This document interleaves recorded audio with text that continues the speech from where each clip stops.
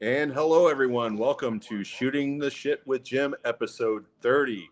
With me this time around is my very special returning guest, all the way from the UK, Roy from Blue Roy Movies. How the hell are you, sir? I'm all right, Joe. I thought you was going to say retarded guest then for a second. No, no, no, no, no. Probably a bit close. But Yeah, I'm all right, mate. Thanks for having me back on. It's been a while, wasn't it? yeah, it's been well over a year. You were the Yeah, guest on episode number 9, and yeah, then I took time off. So, I mean, yeah, it's well overdue, well overdue. And I'm yeah. really, really go ahead. I think I was in the other room actually on the last show. I don't think I even had this movie room then.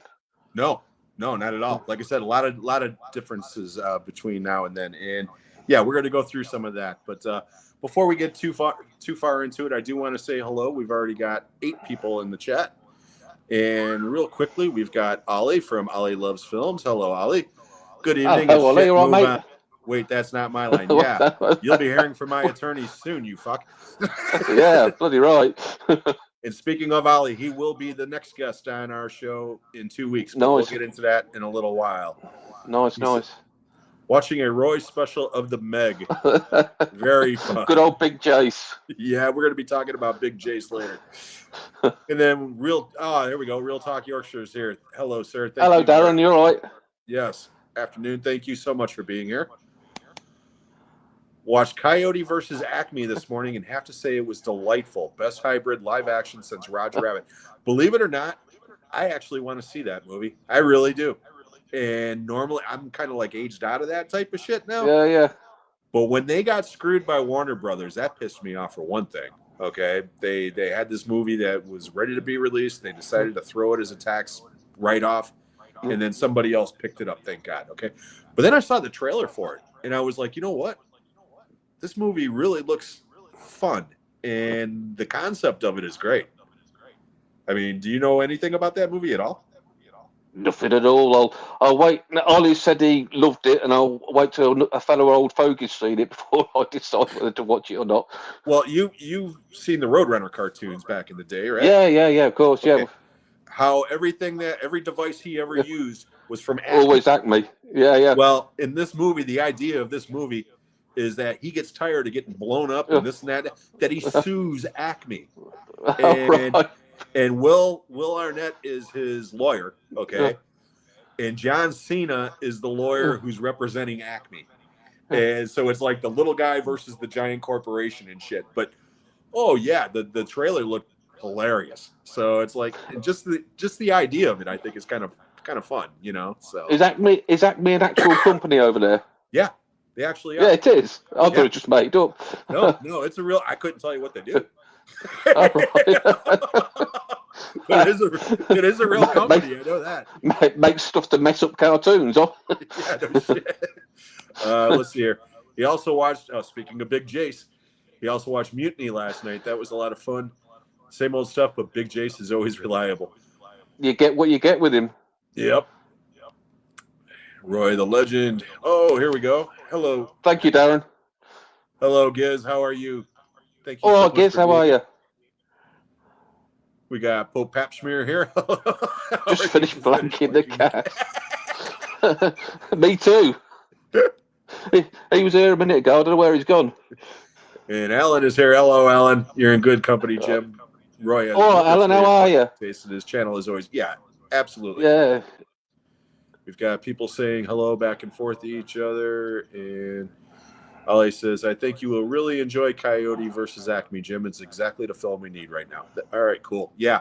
I'm actually really looking forward to that one, Ali. And I'm glad that you enjoyed it. What else going on?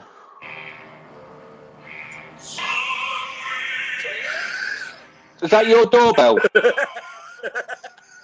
Jesus. What's that? It's the Omen music. Oh, I couldn't make it out. Damn it, I was hoping you could. I had it queued up perfectly where it was just, that's, that's what happens when you've got a 20-year-old Nokia. See, Holly got it. He's got young ears. I was fucking with that all morning trying to get it just right. I'm sorry, it landed flat, mate. That's okay. It was worth a shot. It went over my head and landed by the door over there somewhere. I'm glad Allie got it. But anyways, let's get into the show, shall we? Like I said, you were here once before, but we'll go through this again in case anybody missed that episode. How did you get your start on YouTube? Well, I was unfortunate not too well about 3 years ago now, and had to have a life direction, and a couple of friends of mine, James and Larry, they're always dig it, go on, make a YouTube channel, and I pushed back for as long as I could, and because they were going on so much, I thought, actually, James, I don't know whether you know James, Movie Mad, his channel's called. Yeah. I did a little video, and he put it on his channel, and he said had quite good reception. So I thought, yeah, I'll give it a go myself, and yeah, that's it. Not look back really. So with only working part time now, I've got some time on my hands, and it just gives me something to fill that void and the long, lonely days while the wife's at work, which actually it's bliss, but don't tell her that. But yeah. I hear that. They say the same shit when we're gone. So. But no, your channel's come a long way since I first started watching you, because I started watching you not too long after you started, actually. Yeah. We've been friends for a while. Yeah, a couple of years now, and like I said, you've done the movie room since then, and over 1,000 subscribers. Well done. And, thank you.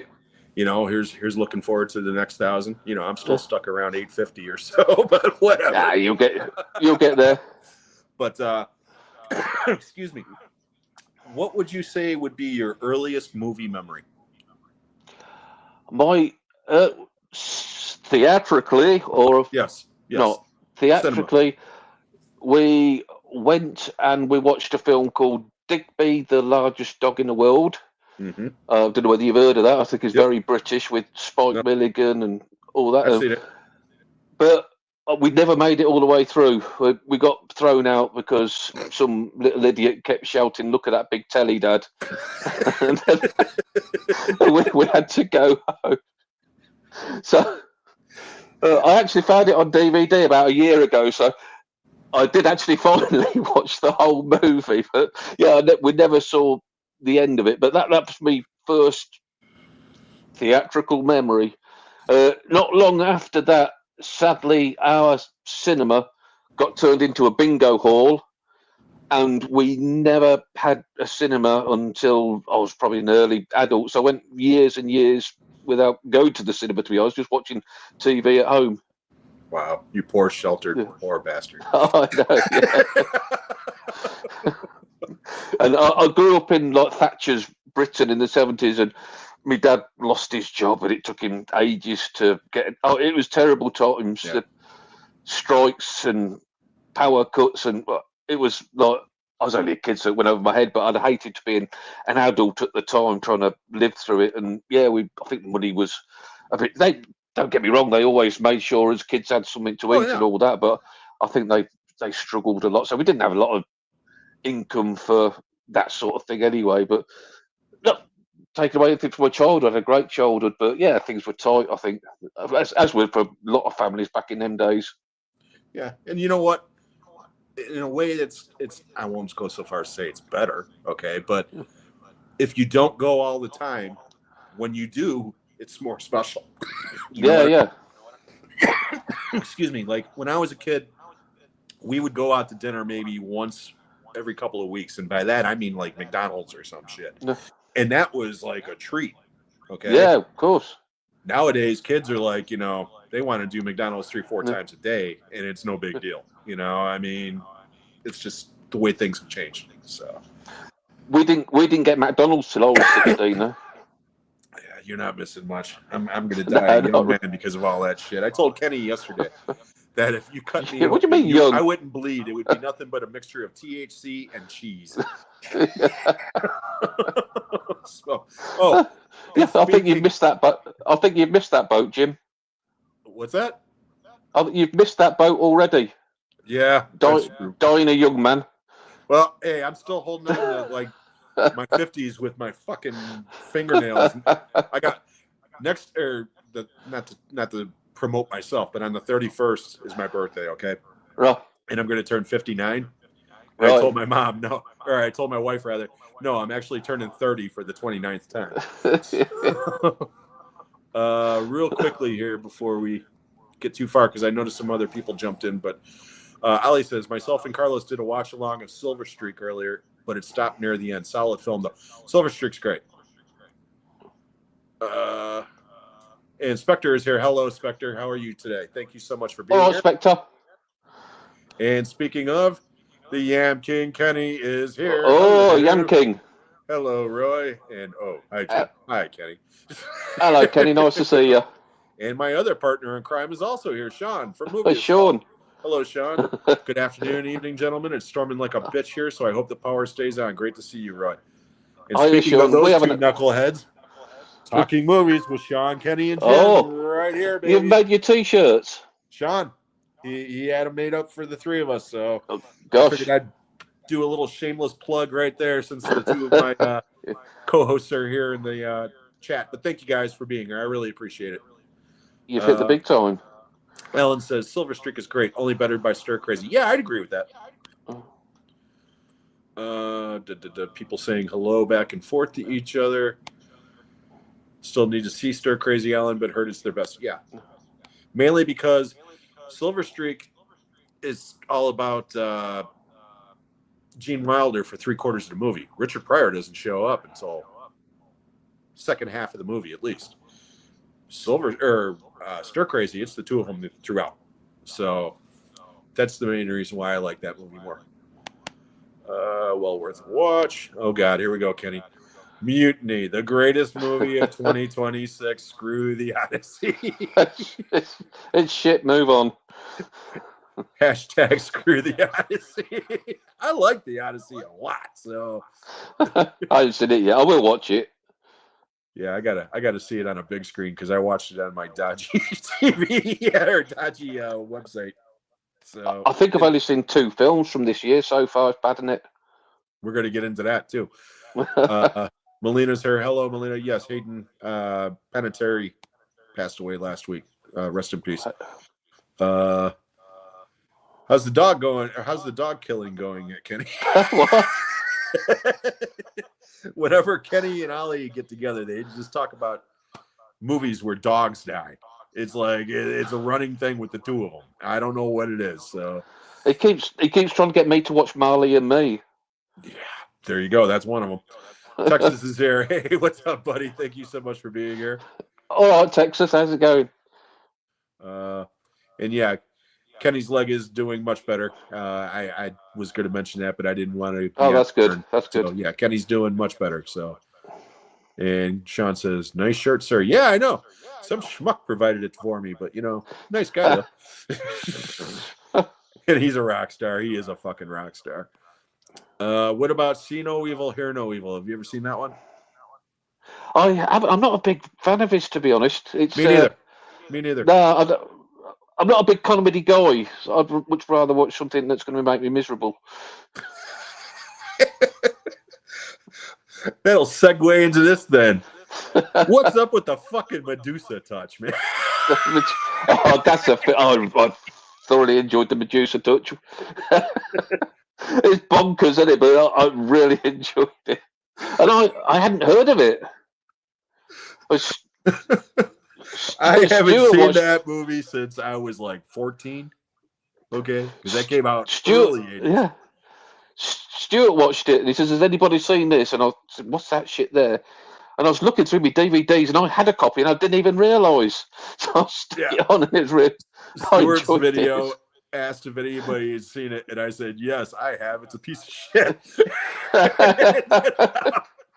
2 weeks later, suddenly you had your recent watches, the Medusa touch, and I did. I dropped what I had in my hand and just went, "Are you fucking kidding me?" I think Jodie and maybe Ollie's watched it since as well. Oh my god! I mean, or maybe it weren't Ollie. Somebody watched it. I haven't seen it since I was a kid, okay? And the only reason why I watched it then was because we used to have a couple of movie critics over here, Roger Ebert and Gene Siskel. They were very influential. Yeah. And at that time, this was before they had the national show. This was just a public access show in Chicago at the time. At the end of that year, they did their worst movies of the year. And it was the only time in history that both of them had picked the same fucking movie. And it was the Medusa Touch. And I heard that and I was like, I've got to see this movie. And then I watched it on cable and I was like, you know what? Those guys were right. That's that scene where he kills his mum and dad by rolling the car off the cliff. That was brilliant. Just the airplane thing. Oh my God. You know, that's like Stuart with the fucking Swarm. You know, it's like he'll go down to his dying breath talking about how that's a misunderstood masterpiece, and I'm like, no, it's a piece of shit. No, I had to bust your balls a little bit about the Medusa Touch, and again, to be fair, like I said, I haven't seen it in fucking years. Okay, so maybe I should give it a second watch and might get a little bit of kitsch value out of it. But I just remember as a kid watching that shit, and Richard Burton just tried to take that jet out of the sky, and it's like, oh my God. I mean, I love Richard Burton, though. I think he's fabulous. Oh, I love Richard Burton, you know, but you know, apart from oh God, Exorcist 2. Oh, he's awful in that. Well, see, that was the part of his career when he was slumming a lot. Yeah. You know, because even The Wild Geese, which I love, okay, and I know you love that movie too, but even that was a B movie at the time. You know, I mean, it just kind of became a cult classic over the years. You know, but well, he was drunk for years, wasn't he? Yep, absolutely was. Okay, real quickly, because all kinds of people have jumped in. So yeah, thank you so much for everybody for being here. Yam, I'm always going to try to struggle to read your comments, buddy. Watch your guys. Hope you're both well. See, I could do it in the accent if you want. I was going to say, see, what I'm doing here is I'm going to turn it into American. So, Hey guys, hope everybody's doing well. Long time no see. Have you both watched anything good lately? Right, I'm presuming he's from not far from me, Birmingham way, from the way he's put it. So, what you guys? Hope I'm doing well. A long time no speak, Jim. Have you both watched anything Boston recently? So I think he'll go something like that. Yep, we gotta get Scotty on here. But Yam, you're one of the best people online. Thank you so much for being here. I really, I'm sorry if I offended you there. No, he's a great guy. He's a great guy. Alan, I'm a Richard Burton fan too. Love The Spy Who Came In From the Cold. Yep, absolutely. Yep. And here we go. Uncle Jim and Rose. His first job is yours. No TV required. Carlos 3-0 down. I had to come and hook up to Jim. I don't know how it finished, so it's probably more, I know, but we were shocking, weren't we? God, worse than last year. We just spent £500 million on a new team. And watch The Racket with Robert Mitchum and a young Robert Conroy. I think Roy would love it. I don't know that one. Yeah, let me write that one down, Kenny. Yeah, I'm gonna write that one down too, Kenny. Thank you. Is that one on Tubi, Kenny? Is it set at Wimbledon, Kenny? I'm thinking it's probably a crime drama or something. I need to see more Robert Mitchum films. Loved him in Night of the Hunter and Kiefer. He's outstanding in Night of the Hunter. God, I love him. Yeah, he's brilliant. Yorkshire HBO Max has a ton of Mitchum movies this month. There you go. What film would you both say you've seen the most? For me, Grease is my favorite film. Oh, dear. Say how many times I've seen it. Must be 60 times. I love it. Yeah, we know how much you like Grease. Yeah, it's not a favorite. A film, probably The Great Escape, or another favorite of yours, The Wizard of Oz, because they're just films that are on every Christmas, every bank holiday over here. So just what you grew up watching. But I'd say probably The Great Escape. With me, without a doubt, as far as watching the entire movie, not just bits and pieces of it, Animal House, without a doubt. Yeah. We're talking well over 200 times. Yeah. At least. I mean, there was a time when I was a kid where I would watch that movie every day for like 6 months. I mean, I was obsessed with that movie. Still am. I love it. It's a great movie. Thank you so much, Ian. That was a great question. Thanks, Jim. Really appreciate the kind word. No, not at all. He's not offended. See, I told you. Yam's a great guy. He really is. Okay, and one more comment before I get into my stuff, because I know. Here we go. Carlos cannot go 20 minutes without his movie face-off. So here we go. Movie face-off, Roy. Towering Inferno versus Poseidon Adventure. That is two of the best. Two of the best indeed. I will say, because it has been emulated at least 2 times that I can think of, but gets nowhere near to the original, I'll say the Poseidon Adventure. Okay. I've got to say The Searchers.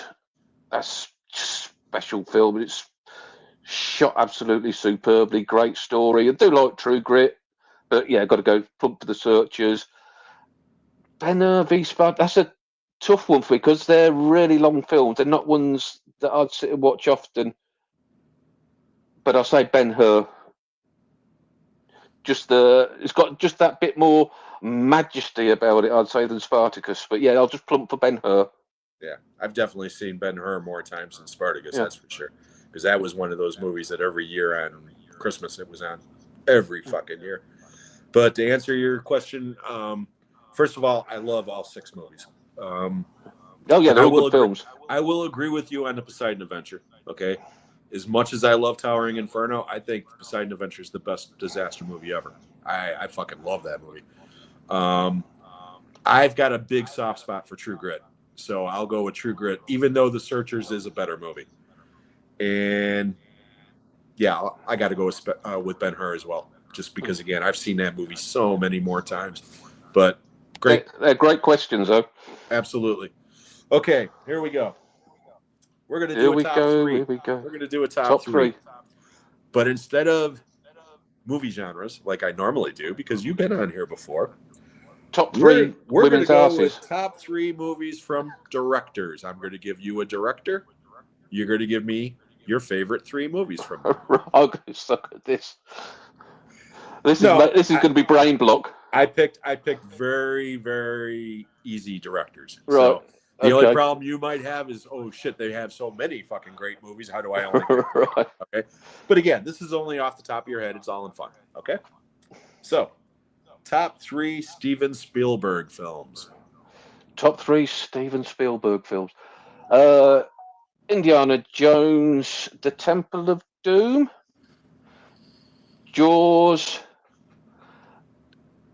and what should I say for the 3rd? Saving Private Ryan. Great answers. No time for love, Dr. Jones. Okay. I've got a very soft spot for The Temple of Doom. Yeah.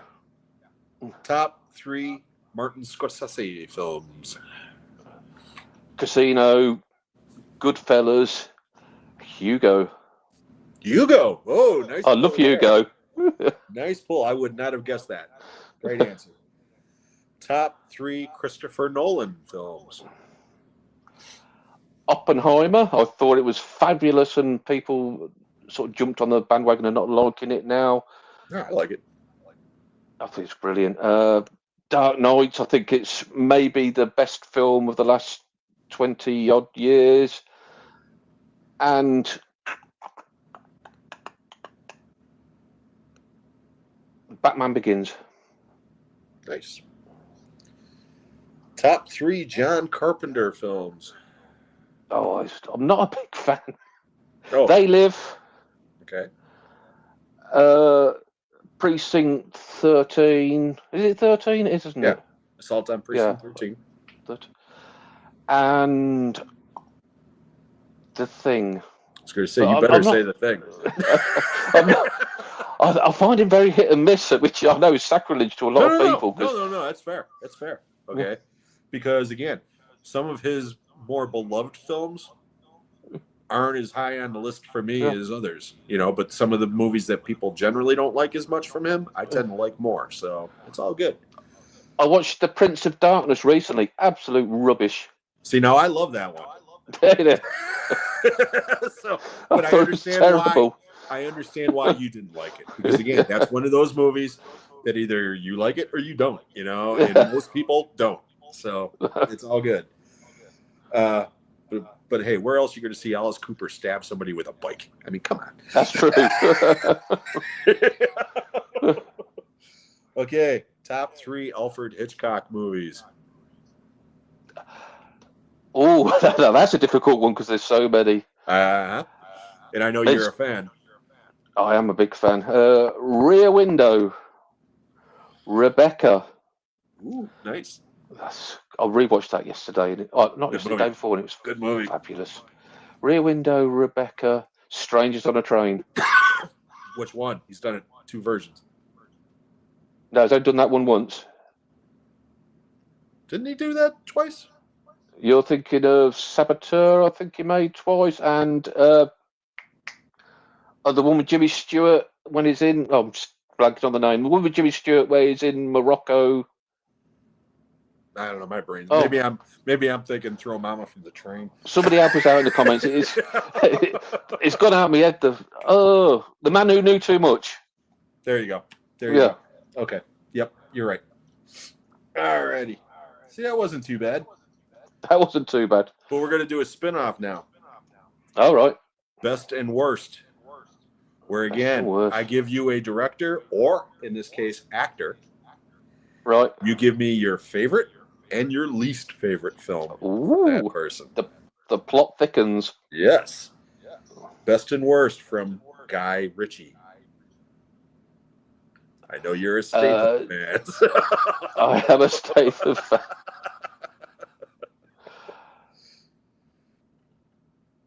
I haven't watched all of his stuff. I haven't watched the ones with Madonna, so they would be the worst if I'd have watched them. But I'm going to say the ones that you've seen. Ones that you've seen. Best Snatch, and I don't think he's made a Revolver. Yeah, but I remember quite liking it. But I haven't watched anything that I don't like from him, to be honest. All right, fair enough. All right. Yeah, then you obviously haven't seen Swept Away then. No, that was Madonna, wasn't it? Yeah. Yeah, no, I haven't seen that. Okay, this one's just for Ollie if he's still in the audience. Best and worst Ridley Scott film. Best and worst Ridley Scott. The best is Alien.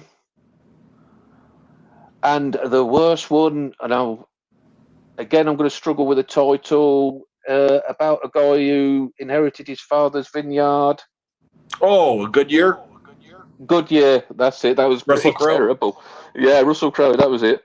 Yeah, kind of boring. Yeah. Okay. This one might be a little bit tougher. And I know if Stuart was here, his head would explode on this one. Best and worst David Lean movie. Ooh, best. David Lean. Oh.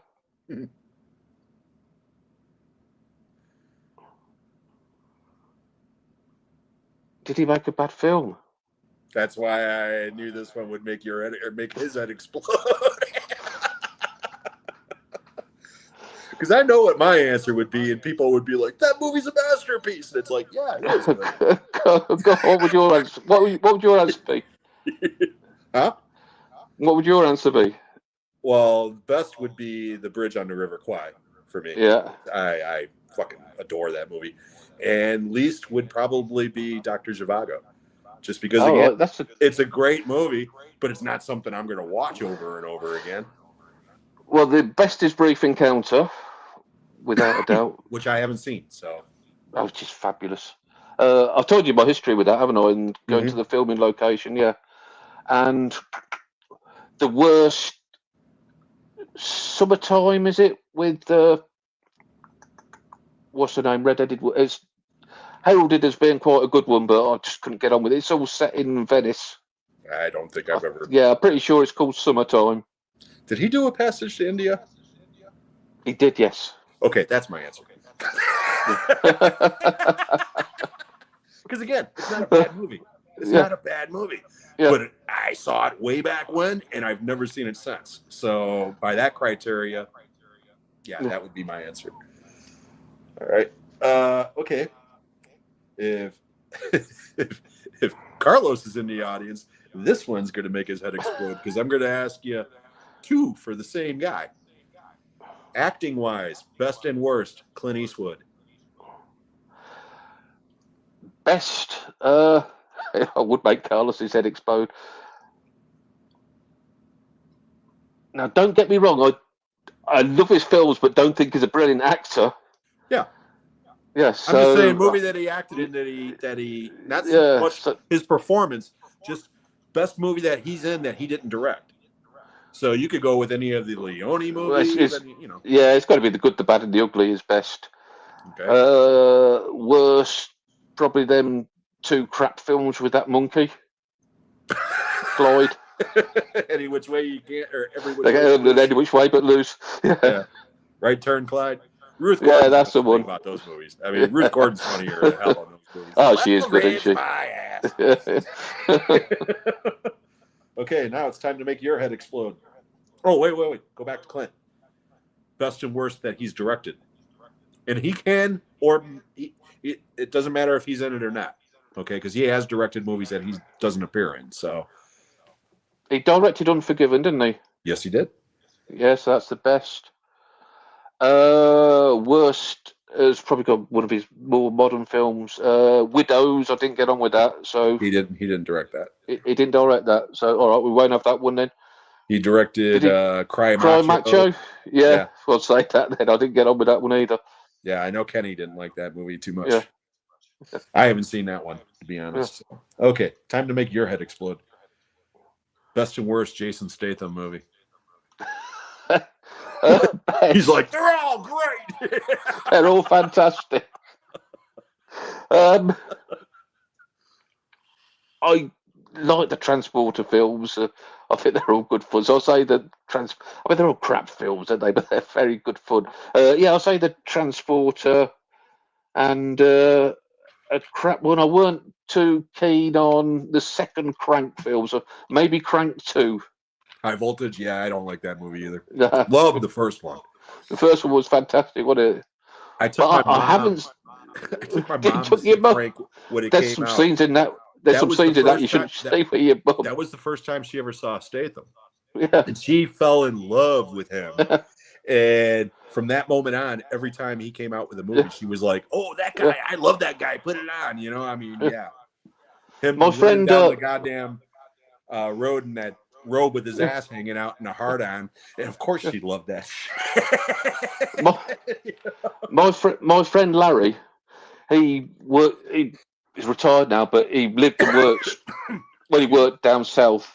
He had quite a high-powered job with the council and had to liaise with different people. And he was sent to one place, and they says, "We're sending you to see this guy. Whatever you do, don't stare at him." And they wouldn't tell him anything else. But when he got there, this guy was the double of Statham, and apparently it's his brother. And he just, as soon as he clocked him, he knew what it meant about him. They said, "Don't stare at him, whatever you do." But he said, "I couldn't help it then." Oi, loved you and smash.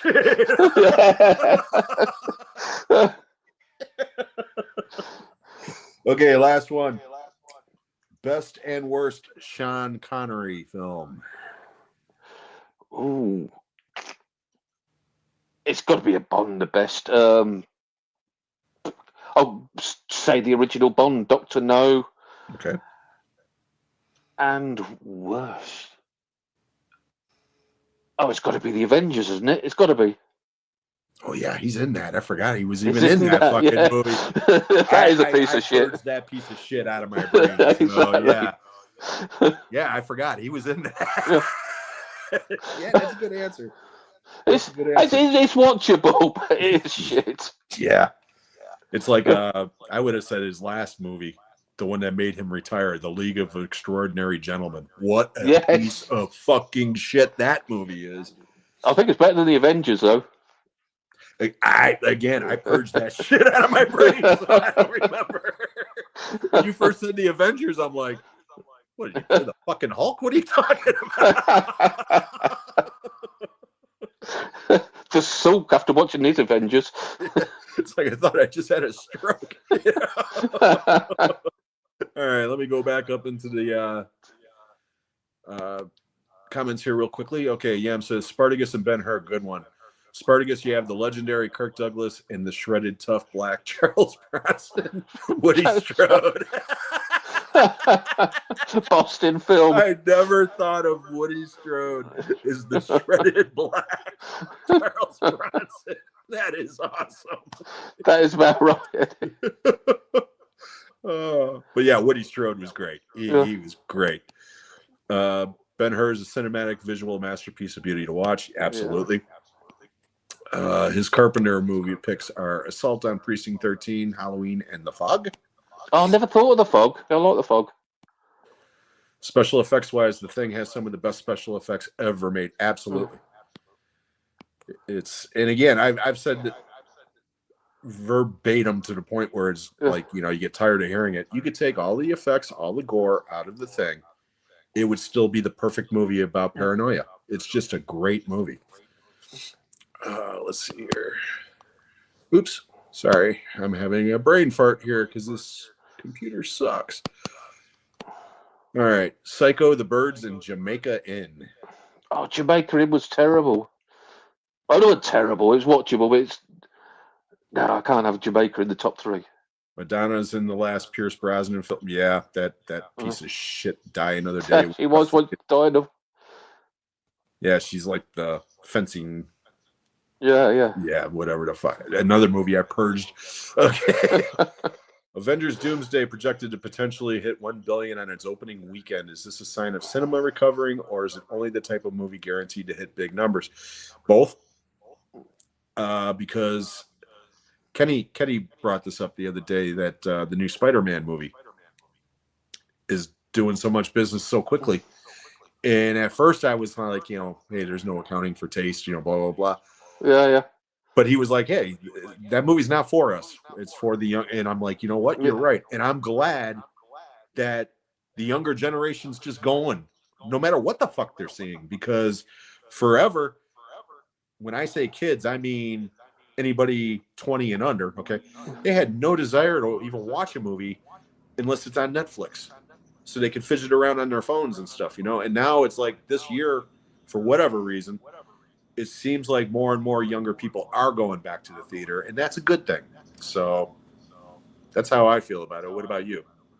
Yes, like I definitely wouldn't go watch it, but like you say, people are watching it and spending the money, and we'll get some more films we'll never get to watch. I might watch it when it comes out on Fire Stick Plus, but who knows? Yeah, Kenny said it was really good, and I know Sean said it was really good as well. Yeah. I'll check it out eventually. So. I'm MCU. I'm up to the Eternals, so I'm a bit behind. You might be thinking of The Man Who Knew Too Much. There's 2 versions. Yeah, that was the one. Yeah. Jim loves Elmo and Grouchland. Okay, Kenny. It's no follow that bird, Kenny. Real Talk says Brief Encounter is one of those 10 out of 10. Yeah, it is. I gotta it's check that one out. It's a beautiful film. It's very English though. Yeah. Jim. So I don't know whether you'd go for it that way. One has Leslie Banks and the other has Jimmy Stewart. I'm about 4 minutes behind in the stream. It's okay. The Good, the Bad, and the Ugly is the clear number 1. White Hunter, Black Hurt is the least favorite. Again, that's a movie I haven't seen since release. I've never even heard of it. He more or less plays John Huston on a safari. It's a weird movie. Oh, if I could go back a bit, I think I'd say Tarantula. Yeah. Hey, Greg, how are you, buddy? Hello, Greg. Thank you so much for being here. Oh, here we go. Ange is here. How you doing, buddy? Hello, Angelo. All right. Just got in. Looking forward to your stream. Thank you so much for being here, buddy. I appreciate it. Cheers, Angelo. Let's see here. Uh-oh. Yeah. Jason Statham, not a fan, but best I'd say The Blitz, Safe, War, and Crank 1 and 2. Blitz was very good. Worse, I'd say all of them. I have no interest in others. Yeah, Blitz was very good. I enjoyed that. Yeah, it was great. Likes Maureen O'Hara. That's why I picked Jamaica. And yeah, I know fair enough. Kenny's a huge fan of Maureen O'Hara because of Only the Lonely with John Candy. They should screen more classic films in theaters to preserve the life and experience. Oh, indeed. My Regal over by me actually does.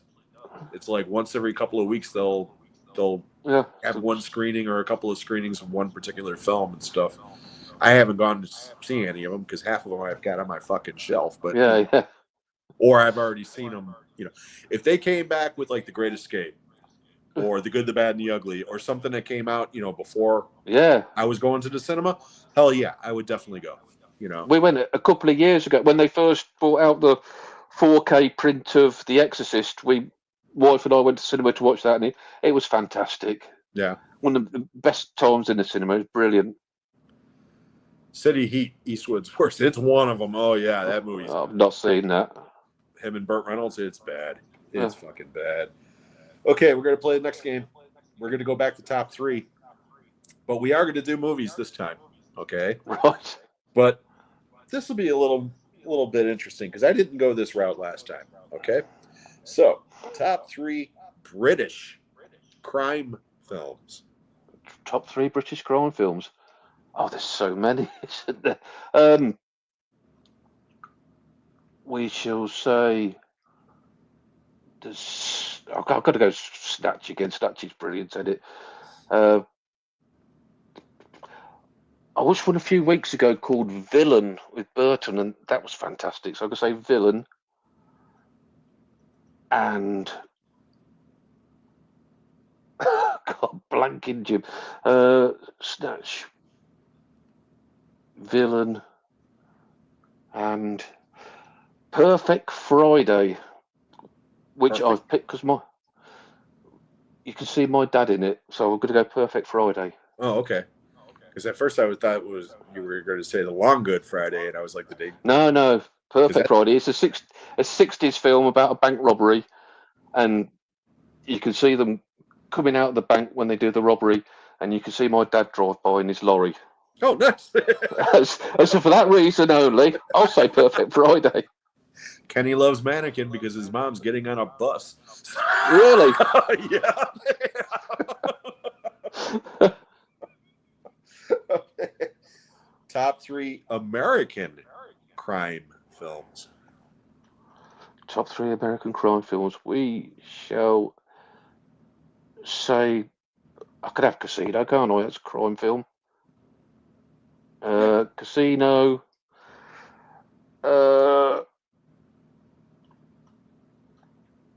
God, this is hard when you put on the spot. That's a banana. Hey. Casino. Wow. I'm blanking. Well, you said when I asked you the Scorsese thing, you said Casino and Goodfellas. Yeah, so Casino, Goodfellas. And let's go with one I watched recently, The Outfit, because I really enjoyed that. Oh, Duvall. Yeah. Yeah. Did you get that new edition or whatever? Yeah, it just come out on Arrow, and I watched it last week, and I thought it was fantastic. So nice. I'll say that. I watched Point Blank yesterday. And, with Lee Marvin. Same character, just different name. Yeah, it's Parker, isn't it? Yeah, it's Parker, Palmer, Porter, Walker. Yeah. It's Walker in Point Blank. You know, back to stay them again, aren't we, Parker? Yeah, absolutely. Yeah. I think he's the only one who actually played the guy played Parker with the actual name. Yeah. But no, that's great. That's great. Was that the first time you ever saw that one? It was, yeah. Oh, awesome. And I'm gonna be straight up honest here. And I looked at the director, and I can't think of his name now, but I didn't recognise his name, and so I clicked in to see what else he'd done, and he directed Rolling Thunder, Hmm. which is a film I've never seen. Oh, really? And yeah, really. And I was always under the misapprehension that it was about motor racing. Come on, Rolling Thunder sounds like the start of a motor race, doesn't it? No, But no, when I looked into it, it's another crime film, isn't it? So it's I'm a gonna have revenge to film. yeah. So I'm gonna have to like try and track down a copy of that and watch that. That is Quentin Tarantino's favorite movie. Is it? Yes, and it's a There you go. type movie. No spoilers, because again, it's all in the on the post. But William Devane plays a Vietnam vet who lost his hand in Vietnam, so he's got like a hook hand, and he comes back, and the town gives him like a welcome back thing, but then they give him like 100 silver dollar coins or something that are real silver, and these assholes decide to rob him, and they rob him and leave him for dead. So him and Tommy Lee Jones, who is his old war buddy, get together and go after these guys. And yeah, it's a good movie, man. It's a good movie. Yeah, I was reading about it. I thought I've got to watch this.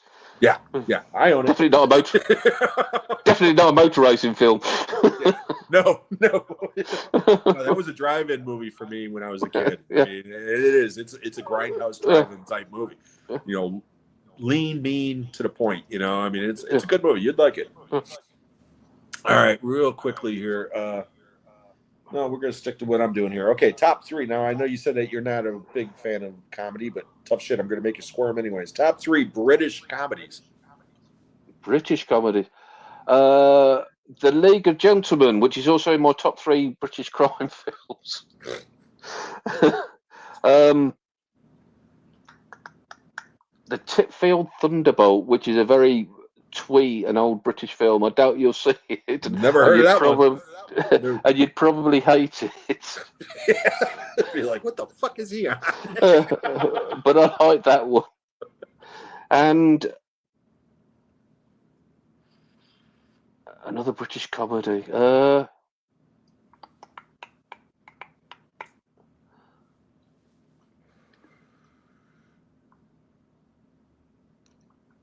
Kind Hearts and Coronets. Another British old cult favorite. I think I've seen that one, believe it or not. I think that one was on like Family Classics or whatever when I was a kid. Yeah. Yeah, I think I've seen that one. The name definitely sounds familiar. Let's put it that way. Top 3 American comedies. Sideways. I love that film. Have you seen that? Yeah. Yes. Got a very soft spot for Clerks. I think for what they did. How many? In a row? In a row. It's like the greatest line ever. In a row? In a row. Try not to suck any dick on the way to the parking lot. Hey, you, come back here. And Kingpin. Love Kingpin. Oh, I love Kingpin. Oh, great. Yeah. So we go from 37 blowjobs to... What a warped individual. Oh. The fridge scene is the best. That's what I love about this show. You never know where it's going to fucking go. All right, let's get back on track here. Top 3 70s sci-fi films. Doesn't matter. Alien. Aliens, Silent Running, Invasion of the Body Snatchers. The 78 version or the 50s version? Well, you said 70s, so yeah, the 78 version. Yeah, don't. Have another. I do like both. I do like both versions, though. Brain fart. Sorry about that. We're gonna clip that. That's what happens when you go live, people. All right. Top 3 80s horror films. Top 3 80s. Oh gosh.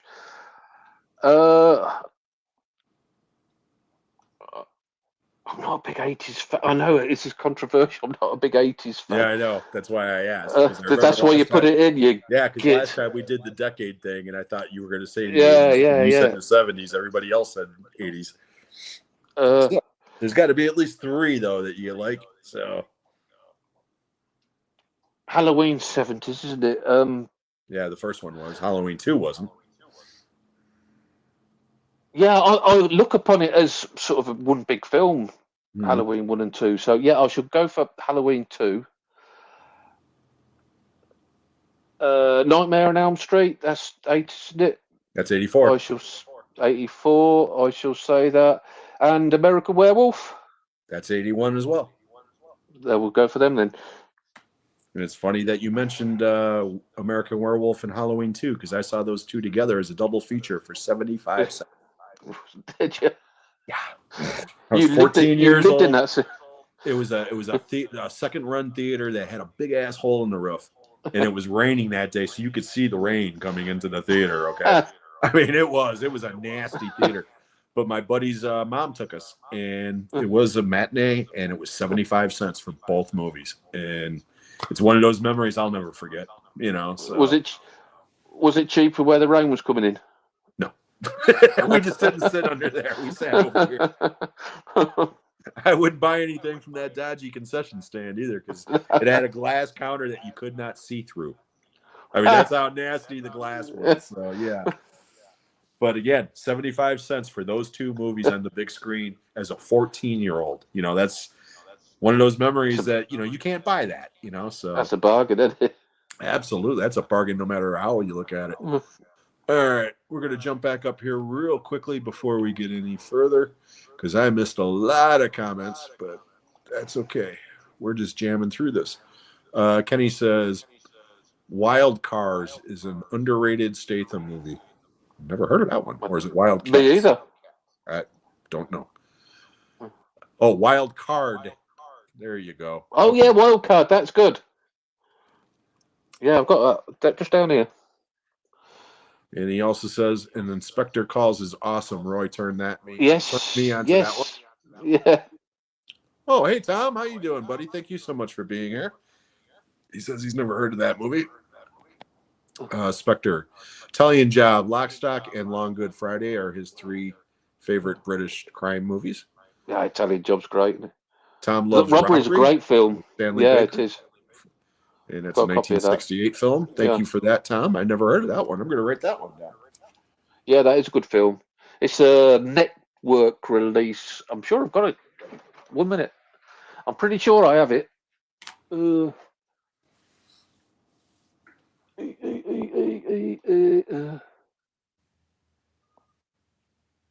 don't think I have. Lying bastard. No, I haven't got it. I could have sworn I had that one. Yeah. UK crime films. I'd go with Clubbed, Screwed, Baseline, Dead Man's Shoes. Okay. I know Dead Man's Shoes, but I don't know the other ones. Those first 3 titles sound like men's magazines. Okay, here we go. Do, yeah. We got Scarface. Scarface, yeah. Or The Godfather, of course. Godfather. Yeah, there we go. Godfather. Yeah. Yam says American crime films: Casino, Carlito's Way, Goodfellas, and Scarface. Spectre says Godfather 2, Heat, and Goodfellas. It's bloody easy when you're not stood here thinking about it. It's like when you're watching a game show and you're yelling at the guy. Yeah, that's right. You idiot. There in a spotlight, Oh, Carlos. Okay, you're in a spot of bother, surrounded by a gang of 25 angry bikers. Whose help do you ask? Only 3 movie characters can save your backside. Who do you call? We went through this before. One of my other shows. I forgot who. Oh, Daniel. When Daniel was on here. He asked that because this sounds like a Stacy question. No, it's a good question because Daniel. Well, you go ahead. You tell us who you want. We'll go with the T1000 or the T100, whatever it is. It's going to tear them all apart. I will go with Thor for a bit of levity and a bit of a laugh while he's doing it. And I shall go with the Invisible Man so he can knock their hats off and stuff like that, and they don't know what the fuck's going on.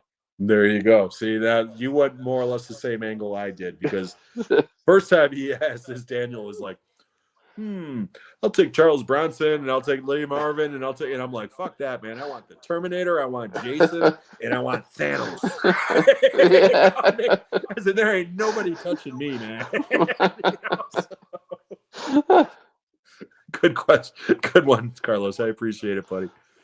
Tom, William Devane is 84. Yeah, I know. He's still alive and kicking. Rolling Thunder, underrated revenge movie, in my opinion. Yeah, it's a great movie. It really is. Yeah, I'm going to have to see that. Yeah, you'd like it. You would definitely like it. Yam says, do you agree with me on this? You got Lee Marvin's Point Blank, then you got James Caan's Thief is a loose remake, and Mel Gibson's Payback is a loose remake. So kind of unrelated is an unofficial trilogy. I can see where you're coming from on that. Isn't Payback another Parker film? Payback is definitely the same version. It's the same. Yeah. It's based on the same book that Point Blank is. Yeah. It's just told slightly different. And there's two versions of that fucking movie. So wasn't Point Blank he was a ghost or something in the end? Well, the last scene leaves it open to interpretation. You know, I mean, I was enjoying it till that. Yeah, thought, it's basically you can look at it either way. You can look at it as like he's a ghost, or you can look at it as he was just waiting for those assholes to leave, and then he was going to go get his money. You know, so depends on how you look at it. You know, it's kind of like High Plains Drifter. It's got an ambiguous ending as well. You know, hey, you never told me your name. You know my name, and the guy's, you know. So let's see here. British comedy, every Norman Wisdom film. Speaking of comedies, thoughts on Panic in Needle Park?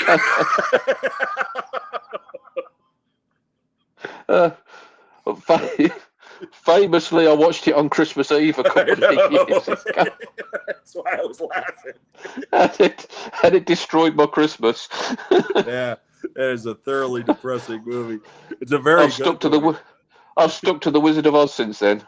Yeah, like I said, it's a very good movie, but it's a rough watch, man. Yeah, there you go, Carlos. It's a rough watch, but it gets its message across. Yeah. And Panic in Needle Park is amazing. 75 cents. Bloomin' on that's cheap. That's like 50 pence here. Yeah, like I said, and this was back in the day when those movies were new. But again, any 50 cents.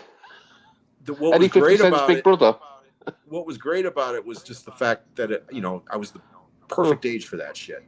Yeah. Especially for American Werewolf in London, seeing those effects on that big ass screen for the first time, it was like, what the fuck, man? I mean, it just blew my brains.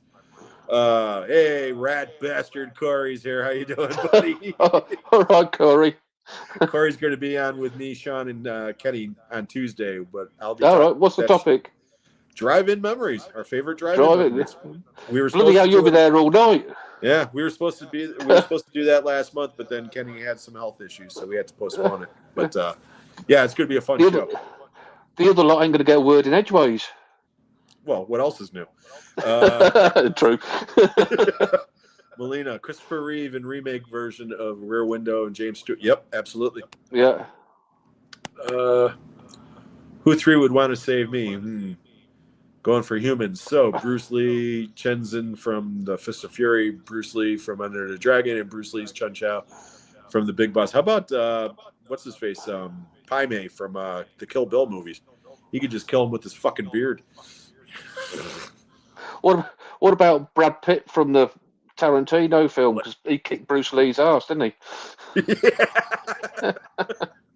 It's people over here lost their fucking mind. I know, same here. And it's like it's a fucking movie. And it's called Once Upon a Time.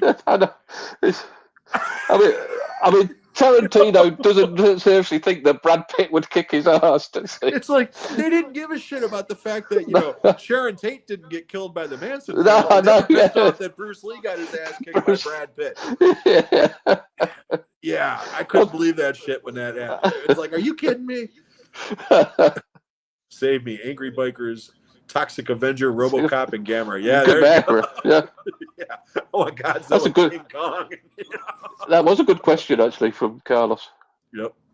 But non-human character. Oh yeah, we just RoboCop, Victor Crowley, and I can't think of the third yet. Okay. Before we get into the next topic, because I asked you this before the show started, I said, "Hey, you seen anything recently that you just said was batshit crazy?" And you said, "Oh yeah, let me find it. Oh shit, I threw it." I threw it across the room. No, she. So A I am shameless- dying to know what this A is. shameless plug for my video. Yep, It'll be absolutely. in the morning, my usual weekly video. I watched this film and I finished talking about it and threw it. So when Jim was asking me, I was like, "Oh Christ, where did it land?" So now this film, I've heard people love it, and I looked on Letterboxd after I watched it, and it's got glowing review after glowing review after glowing review, and it is possibly the worst film I've ever seen in my life, and that is Tetsuo the Iron Man.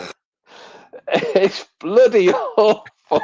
I didn't have a clue what the hell was going on. It's like it just don't make any sense. It's No. a assault on your mind, and it's the Iron Man looks like they just shoved a bit of tinfoil on him. It's made for about. Have you seen it? Yeah, I have. And your thoughts? It's a piece of shit. It's a piece of shit, isn't it? I don't own it. I've never owned it. But I heard so many people saying how much they enjoyed it. I grabbed a copy off eBay. Yeah. And it cost me more than £2. I think it cost me about $3.50, which I'm even more annoyed about. Oh, here we go. No, Tetsu's awesome. It's crap. It's terrible. I can't see what people see in it. It's a movie. You know, it's a lot of those Asian movies, and again, I don't mean this in a racist way or anything, but I think it's a cultural thing. They just don't translate to me, man. I mean, certain ones I fucking love. Okay, I mean, yeah, I Battle normally Royale get is on one quite of my well. favorite movies of Yeah, all time. it's brilliant. You know, I mean, Yeah. Old Boy is a brilliant. I mean, Yeah. I love those movies, but Yeah. there's other ones where I'm just like, what the? And that's one of them. It's like, what Yeah. the fuck am I watching? You know. So the only good thing about it was 61 minutes long. Yeah. I think if it's a 90-minute film, there's no way I'd have got to the end of that thing. Yeah, it's a glorified TV episode of something with a little more gore, you know. But Well, yeah, you're right. I won't go so far as to say it's the worst movie of all time, but it's not something. I don't know. Watch again, let's put it that way. When he turns up with his giant cock drill, I think, oh, what is going on here?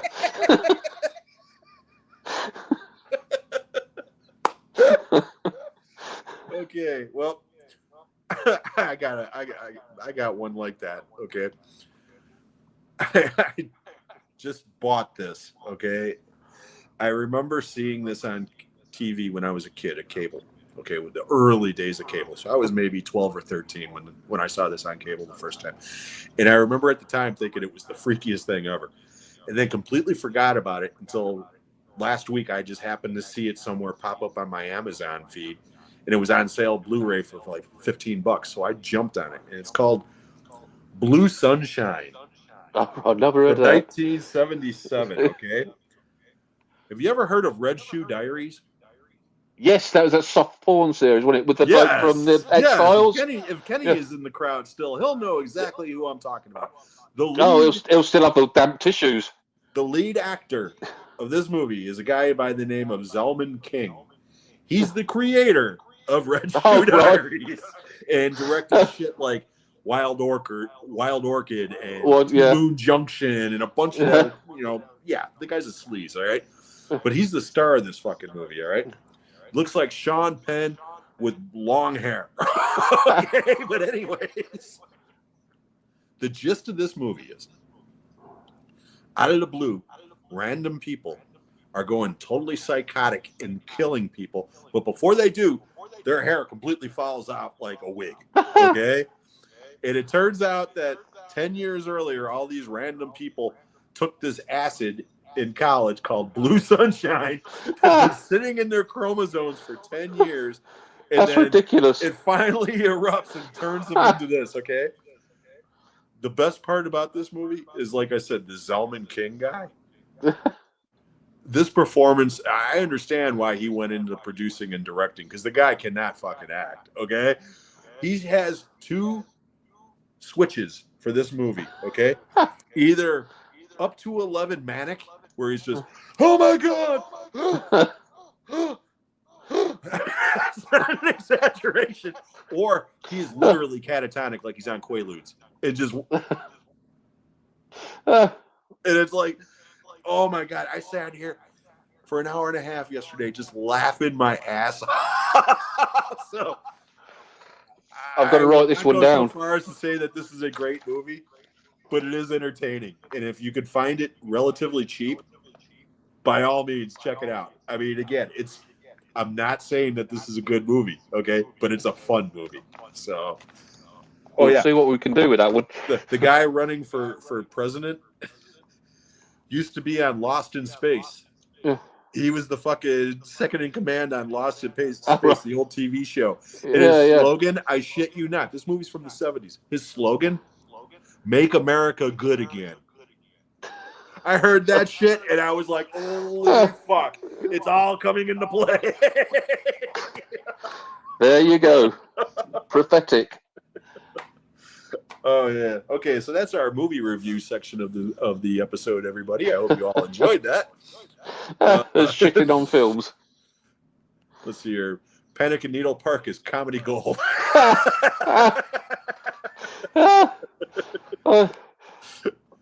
Oh, I love it. That's my sense of humor. Favorite 3 movies that you have seen on the big screen. And Jim, you cannot say the first Elm Street movie as there was no audience there. Because he knows that's my favorite all-time movie experience. So. Do you have 3 favorite movies that you saw on the big screen? No, I don't. I never went to the cinema half as much as, well, a fraction of what you did. Independence Day, I thought that was fantastic. Jurassic Park.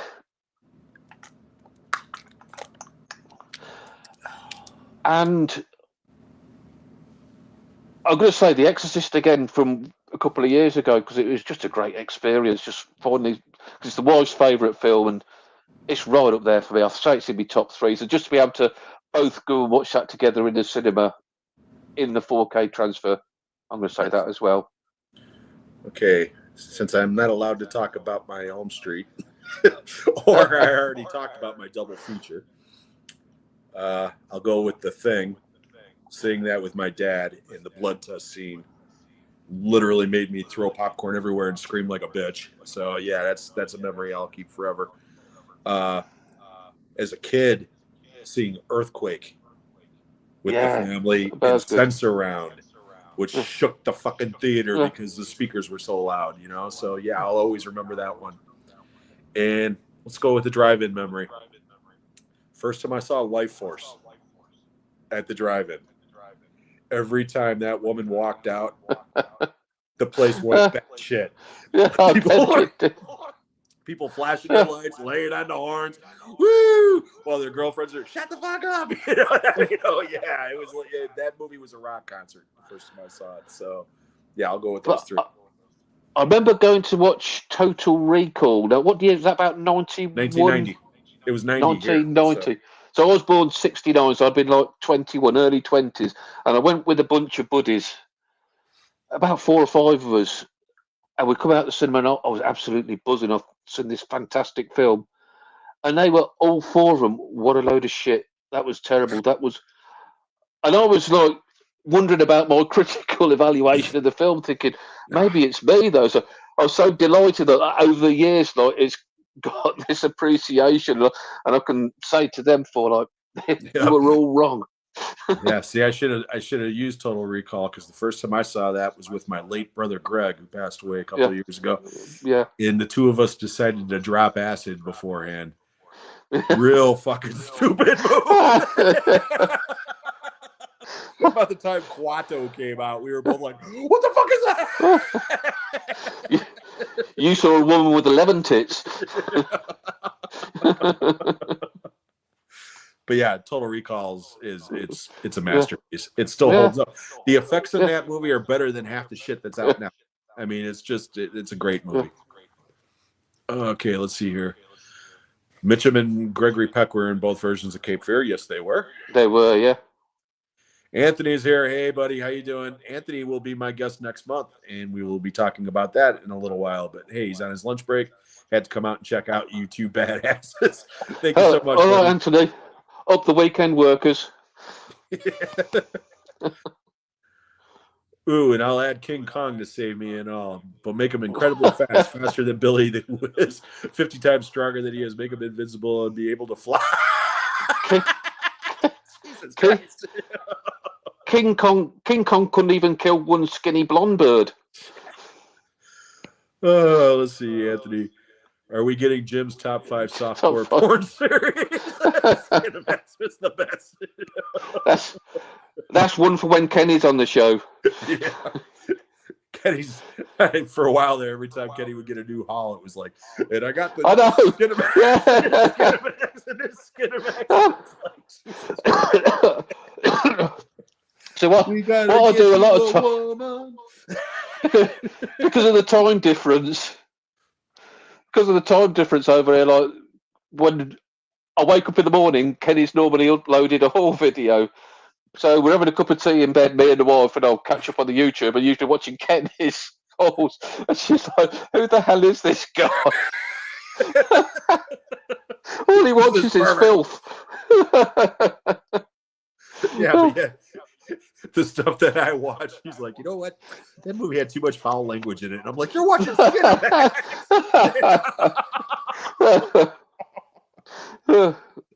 I love Kenny. He is, man. He's my brother from another mother, man. I do. I'd kill for that guy. I love him. Okay, we're gonna play another game. This is called One Franchise. I give you a list of franchises. You are allowed to pick one. And if you do, the other ones do not exist. Oh, okay. Okay, so it's like 5 enter, I'm up for 1 this. leaves. Okay, you don't need to rank them. You pick one, but if you do, the other ones no longer exist. Gone. Okay, righto. So here we go. Star Wars, Star Trek, Indiana Jones, James Bond, Rocky. James Bond. That's your pick? That's my pick. Star Trek can go and do one anyway. Kenny's on his way right now to kick your ass for not picking Rocky. I couldn't live without my Bond. Now, let's flip it over to the horror section. Friday the 13th, Halloween, Psycho, Nightmare on Elm Street, or the entire Conjuring universe, including the Annabelle films and all the others. Oh, keep Psycho without a doubt. I thought you would. I figured that would be the one that you knew that, didn't you? Okay. Better, worse. Which one's better? The Omen or The Exorcist? The Exorcist. Where's my phone? Tomo knows. With your shitty speaker, you can't make out what's going on. Okay, well then, judging from your last answer, I know what the answer of this one's going to be. Bond or Bourne? It's Bond. Yeah, I love Bourne. Yeah, Don't get me wrong, I do love Bourne, but it's Bond. Marvel, DC. Who cares, really? Marvel, because it's the X-Men. I quite like the X-Men, but if they were both to disappear overnight, I wouldn't lose any sleep. See, now I thought you were going to go with DC on that just because of Batman, because of the Dark Knight. I never thought of that, but you know, I do like the X-Men, though. Yeah, I get it. Yeah. I get it. Okay, I already asked you about the Medusa touch.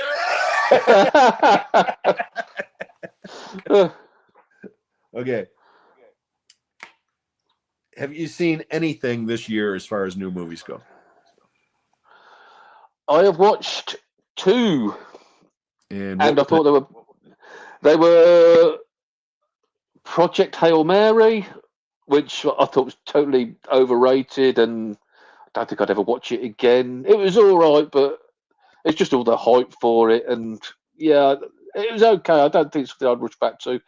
And I saw that terrible film where the plane crashes and they end up on the beach.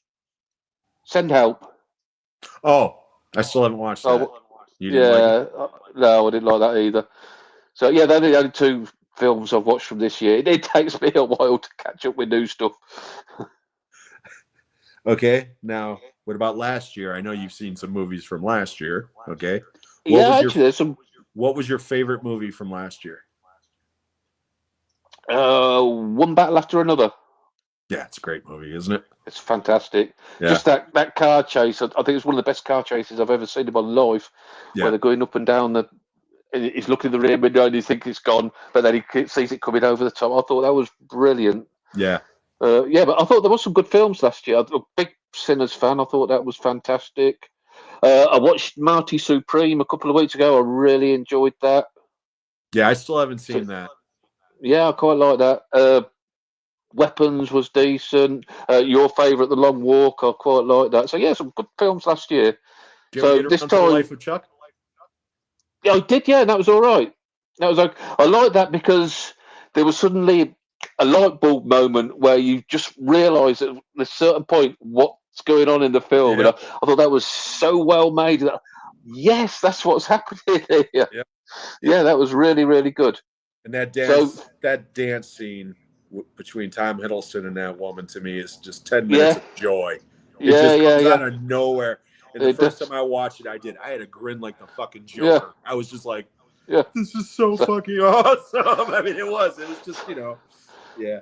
So if you invite me on this time next year, I'll probably be able to answer the first question. Well, I'll pencil you in right now. What was the worst thing you saw last year? Do you remember? Nothing really sticks out as anything terrible I saw, I don't think. Yeah. Because I know all the ones that I hated, Ollie loved, like The Naked Gun. I thought that movie was a piece of shit. Yeah, I wouldn't watch. I weren't big on the original Naked Gun, so I wouldn't be watching. And I didn't like that last Jurassic Park movie either, the one that came out last year. I was like, it's just more of the same, And there was I couldn't tell you one thing about that movie when it was over. You know what I mean? Let me have a quick look on my Letterboxd, and I'll see from last year. And let's see here. There's real quickly while you're doing that. Sydney, hey, how you doing, buddy? Thank you so much for being here. And Carlos says, Roy, The Odyssey is a must. Yes, I've heard that. I mean, Stuart, he loved it. I loved it. So, yeah, I should have to get onto that. My son went and watched it, actually. He said it was very good. Mm-hmm. He watched it at the IMAX, and he said that he's just moved into a new house. So he says hopefully he'll get settled in and we'll go over and watch it. Yeah, just make sure you bring some earplugs because it's a loud fucking movie. Yes, that's what Stuart said. It's very loud. Right, last year. So I've given 1 star. Heart Eyes. Yeah, that was a piece of crap. I didn't watch it. I saw pieces of it. I didn't actually watch it. Yeah, that was awful. And The Wolfman, 1.5 stars. Yeah, that was pretty terrible. Yeah, I didn't like that one either. What's this? I've given 2 stars. Obsession. Yeah, that's the one everybody's going on about, isn't it? From this year? We've got it in 2025 on our Letterboxd. Yeah, they put it out, or it was released in 2026, but did the film festivals in 2025. You didn't like Obsession? Right. No, I'll give it 2 stars. I thought it's very overhyped and it bored me. I loved it. Mainly because of her. I thought she was great. Yeah. I thought her performance was just phenomenal. So I only watched it because my son rang me up and said it's the best horror film he's ever seen. Yeah, see, now I didn't I didn't see it I saw it very early when it came out. And by the time I saw it, now everybody was hyping it up as the greatest thing ever. like Backrooms. I saw Backrooms. I watched Backrooms, I haven't seen that yet. Obsession, and Iron Lung all the same day because they were all from these YouTube filmmakers. Yeah. And Obsession was definitely my favorite of the three. Yeah. Backrooms, I liked it. I didn't love it. I think it's a little overrated, but I love the concept of it. And I could see where they could go into different directions for like a franchise, and it would be interesting if they did it a certain way. There's just certain things in that movie that I had a problem with, but Iron Lung was a fucking slog. I'll give that a miss then. Oh my god, it's literally an hour, 2 hours and 20 minutes of a guy supposedly locked up inside this little submarine, pounding on shit and yelling at a speaker. That's all it is. I mean, it's yeah. Iron Lung or Tetsuo the Iron Man? Tetsu, because it's only an hour and you're done. True. Put it this way: Iron Lung is a 2-hour plus movie based on a video game that is only 45 minutes long. Oh right, okay, that says everything then, doesn't it? Yep. So, and I still couldn't tell you what the fuck that movie was about when it was all over. I mean, it was like, okay, it took you twice as long to tell a story that is half as coherent. What the fuck? That takes skill, you know? So, and again, I'm not shitting on the guy. Okay, the filmmaker. It's a well-made movie. It's well shot. He's a decent actor. That's not the problem. The problem is pacing. It's like, dude, you could have made a short film and it would have been great. You didn't need to make a 2-hour plus version of this, you know? So, you've got to, just to make a film, some achievement, isn't it? So, you know, you can't really. Yeah, it's better than I could do. I couldn't do it. Well, I could do better than this, but. Could you? Could you really?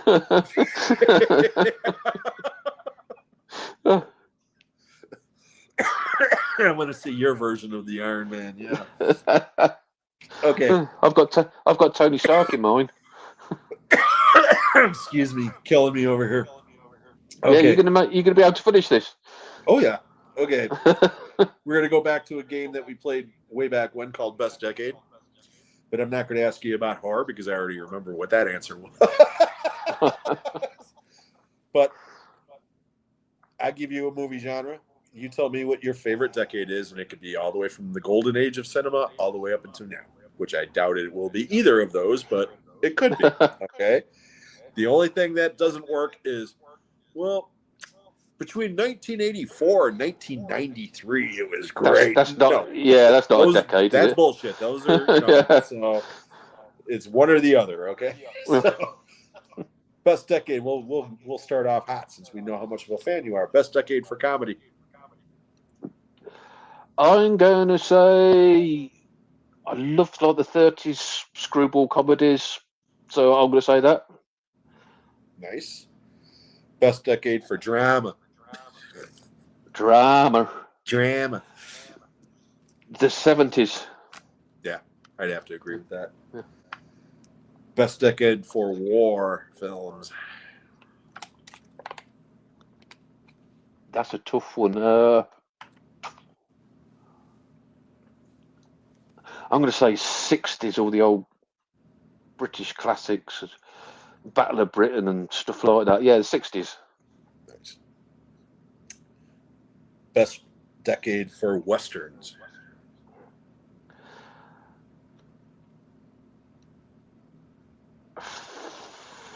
'40s. Ooh, you're going way back now. '40s. Best decade for crime movies. I'm going to say '40s again with all the noir stuff. Just fantastic films.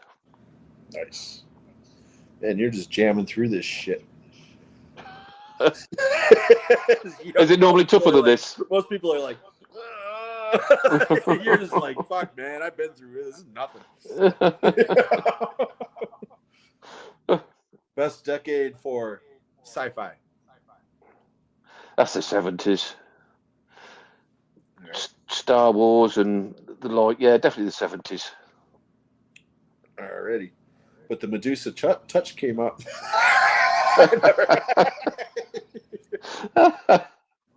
Okay. Honorable mention. Yeah. I think what was the comment I put on yours? It's no orca. Oh, could have had that as my favourite comedy. You know what?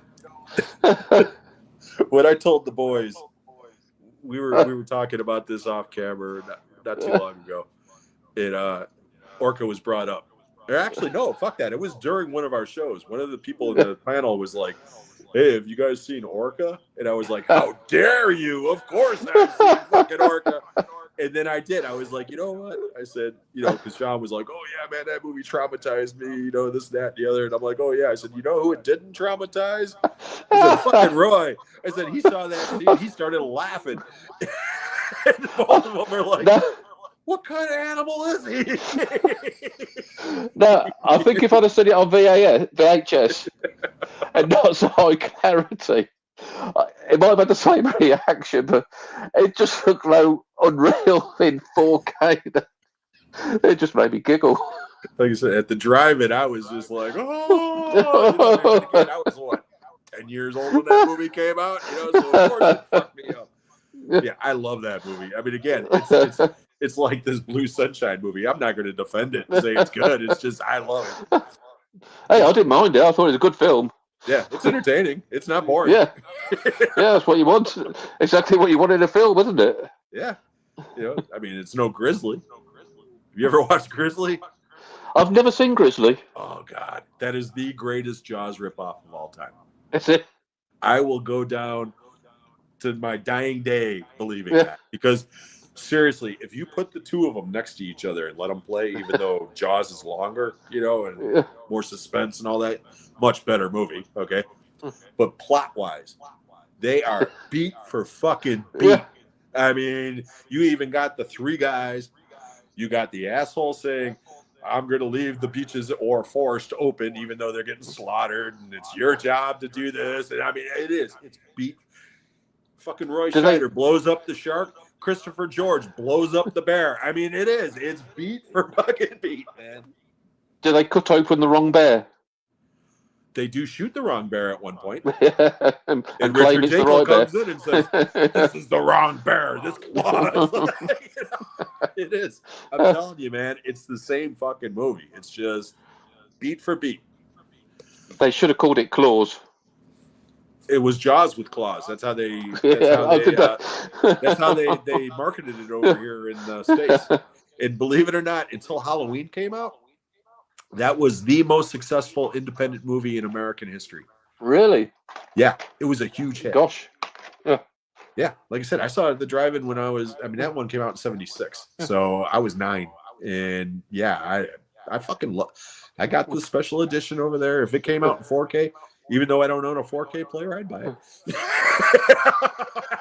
I fucking love that movie. Sydney, are you surprised that Christopher Nolan went in the direction he did on The Odyssey? Roy hasn't seen it, so no, so I wouldn't be able to. Can't help you.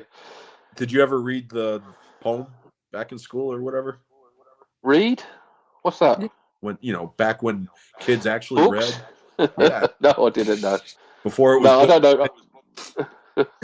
No, I don't. I don't really know the story, so it'll be like a fresh story when I do get to watch it. Yeah, he did change quite a bit, but I didn't have a problem with it. And again, it's like take a cross between Gladiator, Troy, and Clash of the Titans. Yeah, jam them together. That's the Odyssey. That's what it is. I'll definitely watch it. Yeah, you'll enjoy it. Yeah. It's an extremely well-made movie. Yeah. And all these, again, I know it's different over there than it is here, okay? But right before that movie came out, all the fucking certain part of the population were up in arms about, oh, this person's playing this person and that person's playing this person, and it's all, this and that and the other. You know what? Watch the fucking movie before you make any sort of decision. You know what I mean? And, I mean, half of what they were bitching about ain't even correct. I mean, they were saying that Ellen Page was supposedly playing Achilles. No, Elliot Page did not, and is in the movie for literally 5 minutes. You know, or Helena Troy is black. Yeah, she's in the movie for about 30 seconds.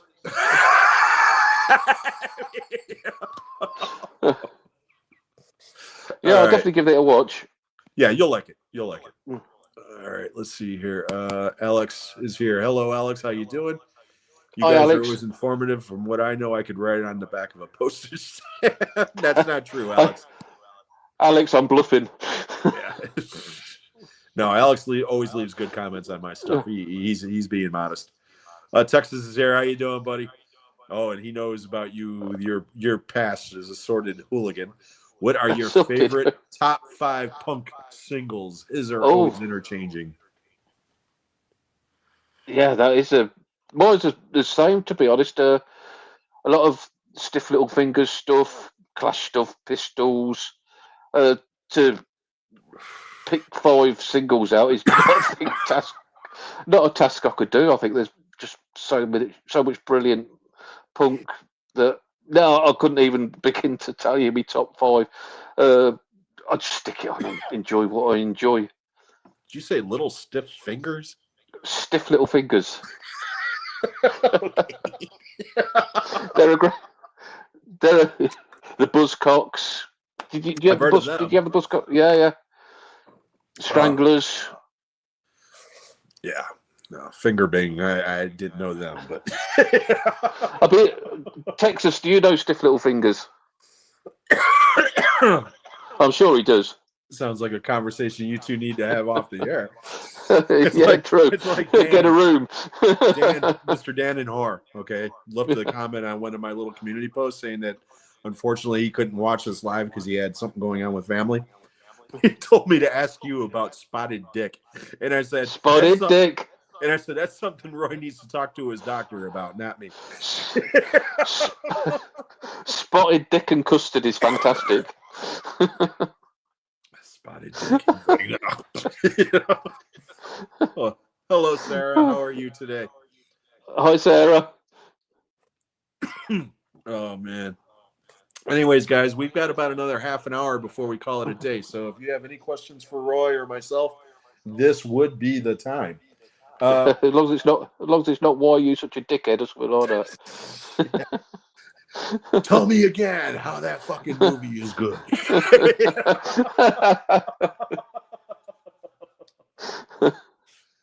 Is there anything coming out soon that you want to see? I don't even know what new films are coming out. I've no idea. I'm seriously, like, I do not keep up with the new stuff coming out. I usually rely on people like Ollie to keep me informed, or Kenny. Yeah, Kenny's always coming forward with a new trailer for something. Yeah, but yeah, I'm very much the older classics type person. Not to say like I could rule them out altogether, because like I said, last year I gave you a few films I did enjoy, but yeah, I don't really keep abreast with new films or new music or anything new, really. Yeah, once you get to a certain age, yeah, I mean, because I find myself doing the same shit. Yeah. If somebody held a gun to my head right now and said, "Hey, outside of Taylor Swift, name 5 popular recording artists," I couldn't do it. No, me either. And if it was like, name us 3 Taylor Swift songs, I couldn't do that. I can't tell you one. No, me neither. I know who she's married to because he's a football player. It's a football player, isn't it? Yeah, Travis Kelce. But again, I could care less about that shit either. But people were like acting like Princess Di when she got married way back when with Charles. To the Charles, royal wedding was a huge deal over here. Yeah, that's the way they were acting with these 2 jokers getting married in Madison Square Garden. And it's like, are you fucking kidding me? Yeah. Who gives a shit? Old man Jim, here we go. Okay, let's see here. Sarah says, "Oh yeah, I'm sorry. I'm very sorry. Sarah's aunt passed away recently, so very sorry, Sarah." It's a bit like Toad in the Hole. It's totally different to Toad in the Hole. Stiff little fingers for your Toad in the Hole. Toad in the Hole is something you'd have with your main course, and spotted dicks at dessert. There's nothing like toad in the hole. Oh, Yeah, the first time I heard But- somebody reference spotted dick or whatever, I was like, I thought they were putting me on. I'm like, are you fucking kidding me?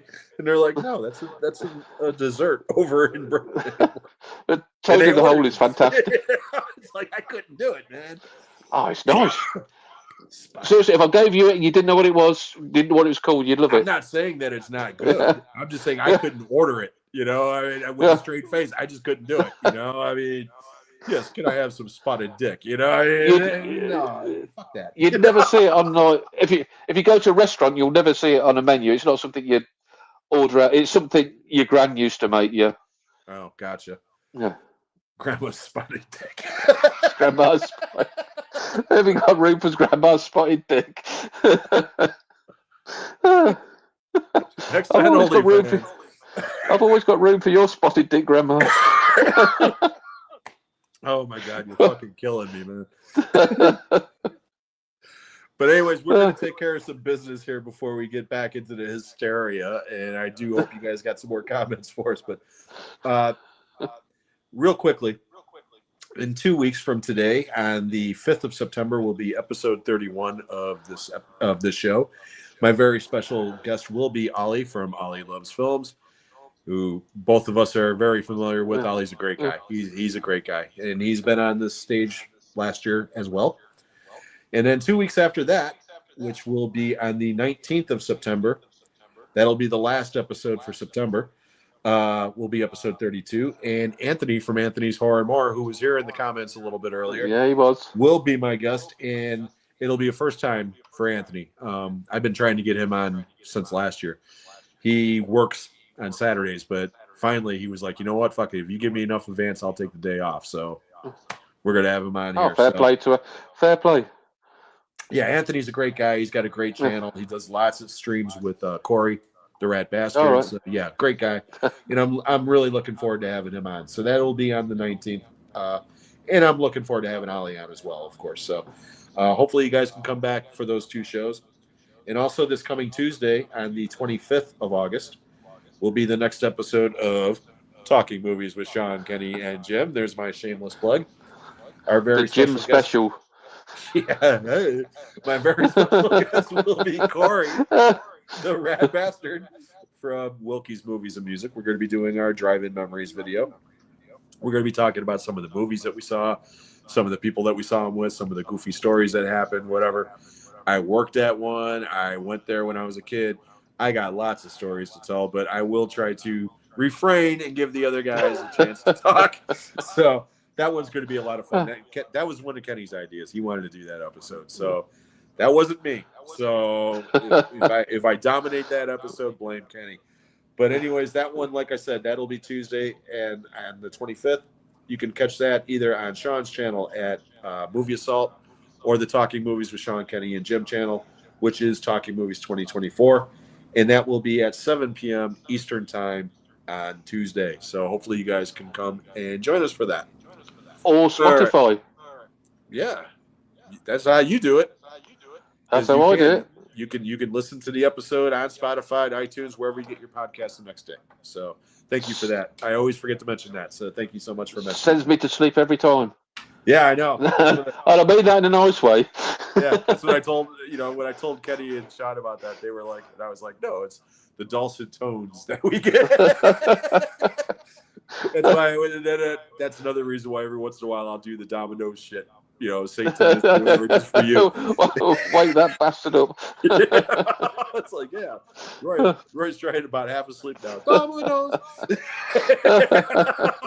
Just to fuck with it. But anyways, yeah, I know you always listen to those, and we appreciate your support. We appreciate everybody who comes over. So thank you so much for coming, guys. It's always great when you guys show up. All right, let's get back into the comments here. Let's see here. We are going to BJ's for our Saturday night dinner. Just my parents and I. Okay. Awesome. You couldn't get away with that over here. No, here either, but I knew what she was getting at, so I wasn't going to be that guy. Bubble and Squeak is nice. Oh, Bubble and Squeak is fantastic. What's that? Bubble and Squeak is you left out. in this country, you have a Sunday dinner, Okay. traditional Sunday roast, and mashed potatoes, vegetables like cabbage, Yeah. that sort of stuff. And it's basically what's left over and fried up by your mum the next day. Oh, okay. So like potatoes and cabbage all fried, and it's beautiful. Suddenly, it's fried shepherd's pie. Yeah, it's sort of. No, I mean, I get it. That's I don't do that as much now because now it's just me and the wife, so I don't cook as much. But I used to do shit like that with our leftovers and stuff too. So, especially with food prices these days, I mean, Jesus Christ. Oh, it's the same here. I was going to say I don't know how bad it is over there, but it's ridiculous. Oh, it's terrible. It's again, not to shouldn't be going to fucking McDonald's anyways, all right? But I mean, a large French fry is $4. Is that what it is? $3.99 for an order of fries. And I'm like, are you kidding me? I mean, that's ridiculous. So. Actually, I went today for the first time for a long time because my son was over, and we got a McDonald's, and the first time I've had a McDonald's for ages, and they've got a deal on. It's $5.99, I think, and for that I got a coffee, a cheeseburger, a regular fries, and an apple pie. So I thought that was, it's not a bad deal. Yeah, no, they don't have that deal over here. No, they don't even. I mean, okay. They brought back the fried apple pie for a limited time over here in America because they've been having those baked ones forever. Okay, the ones that you used to bite into and the stuff inside was hot like volcanic molten lava. Yeah, exactly. They're the ones. 3rd degree burns, Yeah.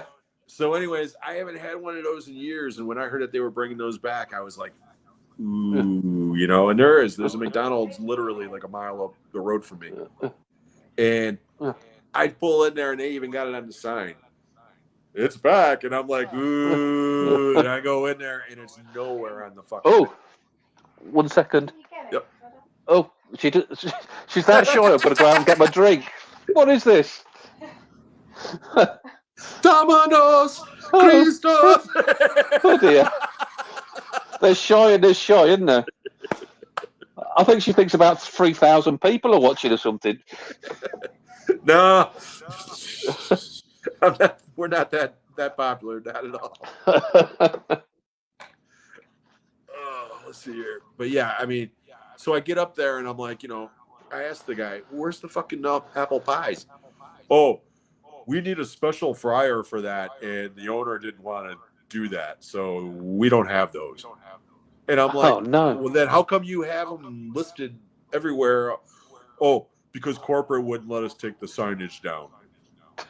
I was like, what the fuck? So, to make a long story short, too late, I did not get my molten lava. You never got your apple pie. And I'm very upset about it.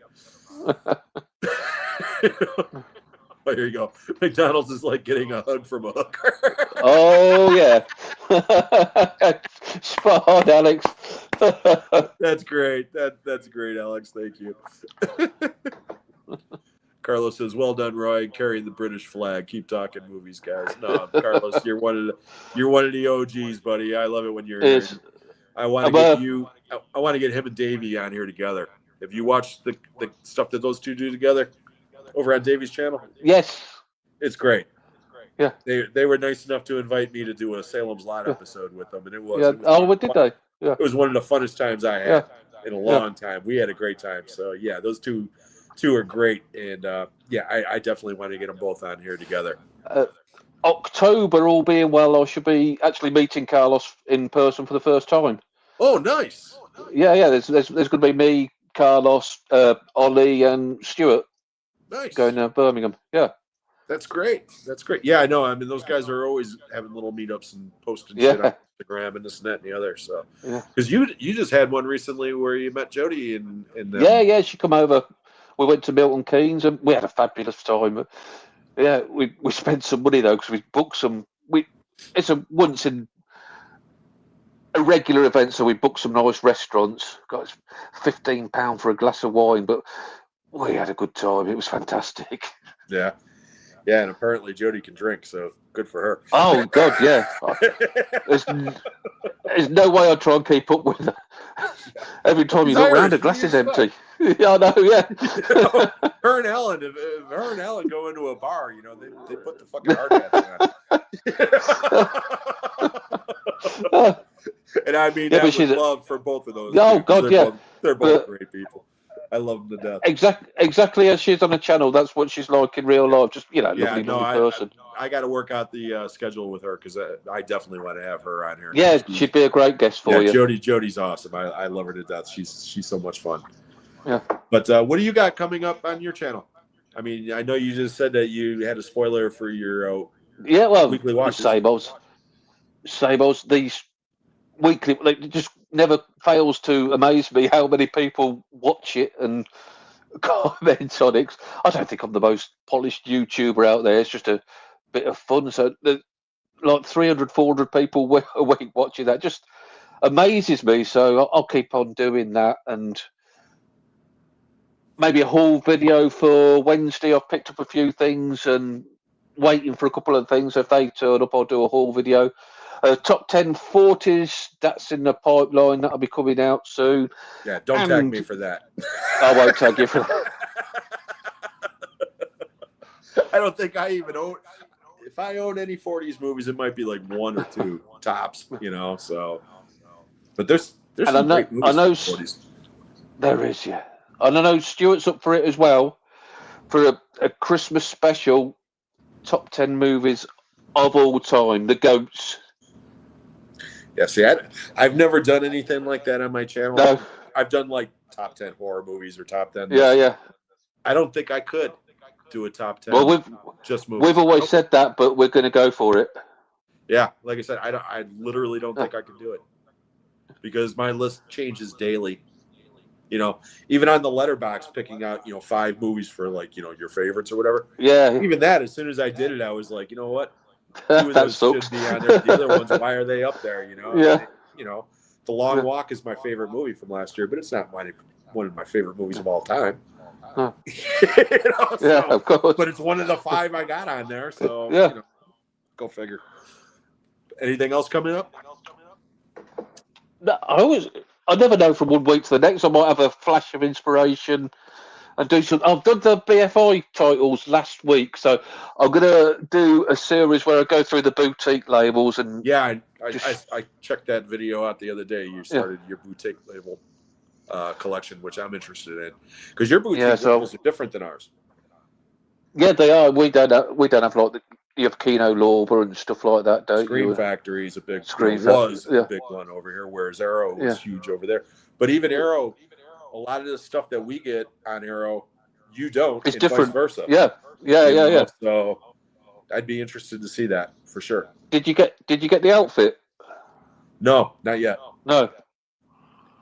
No, not did yet. You get it released there?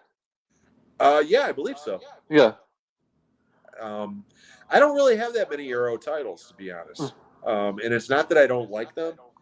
Most of the Arrow titles that they release over here in the States were already released through a different label, like Kino or Scream Factory or Shout Factory. So it's like, fuck it, I already own that. Why would I, even if it has a new 4K scan or whatever, it's like, I don't want to double dip, so to speak, But that being said, one of my crown jewels in my entire collection is an Arrow title, and that's the box set, the Scarlet box set from the 3 original Hellraiser movies. Hellraiser, yeah. Because again, that movie, they've redone it since, in 4K and everything else. But that OG box set went quick. It was a limited edition. It's a valuable box set, isn't it? It's one of my favorite things that I own. Yeah. So, like, I do like I love how Arrow have evolved into. I know that the stuff they do now is more mainstream, but they're bringing the more mainstream to 4K. I do like the way they've gone with that, because they were very hit and miss. I felt before, like there'd be some backwater horror film and you get it and you think, Christ, what the hell have I watched here? But now it's just more or less all quality stuff, isn't it? Yeah, I just wish that if they did a 4K, that they would include a Blu-ray with Include a Blu-ray. Because, like, for instance, they just did the Blue Thunder. which Yeah. I would kill to have on Blu-ray. Yeah, because the Blu-ray here has been out of print forever, and I've got it on DVD. Okay, but I would love to have that on Blu. And you can't get it over here yet. I mean, eventually, I'm sure somebody will release it. But when I heard Arrow was doing it, I was like, "Oh, sweet!" And then it was just 4K only, and I'm like, "Are you kidding me?" 'Cause you're just Blu-ray, aren't you? Yeah, I mean, I've got a 4K TV, Yeah. and I do own some 4Ks, but basically it's With the because Blu-rays. they're combos. I just picked up that limited edition Lionsgate limited thing of the Furious, which is a fun. You like martial arts type action, okay? And I'm telling you, this movie is the best action movie of the year. But over here in the States, the only way you can get that on physical is through them on their website. It's a $40 fucking set, and it's nice, but it's like, are you kidding me? I mean, if I wasn't an uber fan of that movie, I wouldn't have bought it, because again, it's, to me, sell it. You could sell it for that price if you're selling it, mass market on Amazon, this and that and the other. But now you're making people jump through hoops to get to your website to pay full price and shipping on top of it. It's like, you know what? Fuck you. That sort of shit pisses me off. It just does. Yeah. So I'll get off my soapbox. No, I'm with you. I have a couple that Tuesday I'm getting The Stuntman. Have you ever seen that? No. Stuart didn't get on with it, but I loved it. I think it's who's in that? Peter O'Toole. All right. And it's one of his best performances. Him, Barbara Hershey, and Steve Railsback are in it. And it's a weird movie, okay, but it's a cool movie. And same thing. That has never gotten a Blu-ray release up until now, but it's a 4K blue combo through Shout Factory. So it's like, happy birthday to me. That's my birthday present to myself this year. Fair play. So 70s, is it? 1980, actually. 1980. So, yeah, you could say 70s, because I think it probably was released in, like, the film festivals and shit in, like, 79. But, yeah, 1980 is when it was released here in the States. And, again, it's one of those great Peter O'Toole performances. He's a crazy film director who is willing to kill somebody to get the perfect shot. Right. And Steve Railsback is a fugitive on the run who happens to come across a film set, and Peter O'Toole says, "Oh, you're on the run from the cops? Okay, I'll tell you what, I'll give you a job. You could be my new stuntman. And by the way, if you happen to die, oh well." So be it. Yeah, I love it. And again, it's got a lot of, behind the scenes type, how they make films back then and stuff. And I'm a geek. So of course I love that shit, so. But yeah, I'm getting that on Tuesday. And then here's one for you, because I see our good friend Jeff here just popped in. Hi, Jeff. How you doing, buddy? Oh, Jeff. Hey, Jeff, I just ordered a special edition copy of Virtuosity from Vinegar Syndrome. Have you ever seen that? Denzel Washington, Russell Crowe. No, I've not seen that. Russell Crowe's American film debut. That's it. He plays a virtual reality character who is a serial killer who comes into the real world. No, I don't know. I don't know. That's bloody hell. There you go. Crazy movie. Yeah. The guy who directed the Lawnmower Man. Oh, that's all you need to know. Yeah. It's always an education talking to you, Jim. These films. I knew Jeff would know. I don't know. Oh, yeah. Nice. Virtual. That's another one I've got to write down. Oh man, that movie is over the top, crazy, batshit nuts. Okay, and again, I will not defend it as a good movie, but it's entertaining as fuck, and it's mainly because of Russell Crowe. Because that's five films I've got now. Yeah, Russell Crowe is really young and he's hungry. You could tell, and he plays this character. Okay, it's Sid 6.1 or some shit like that. Okay, but basically, he starts off as a computer program where the guy takes the personality traits from every serial killer on record and puts them all together to get like this ultimate whatever. It's a training tool, okay? But somehow it gets into the real world, and now this guy is like a brilliant serial killer who has the attributes of everybody, and Denzel's the only cop who can track him down. Demolition Man. Right. It'd make a great double feature with Demolition Man. You know, it really would. So, Larry's here. Hey, Larry. Virtuosity's a banger. All right, Larry.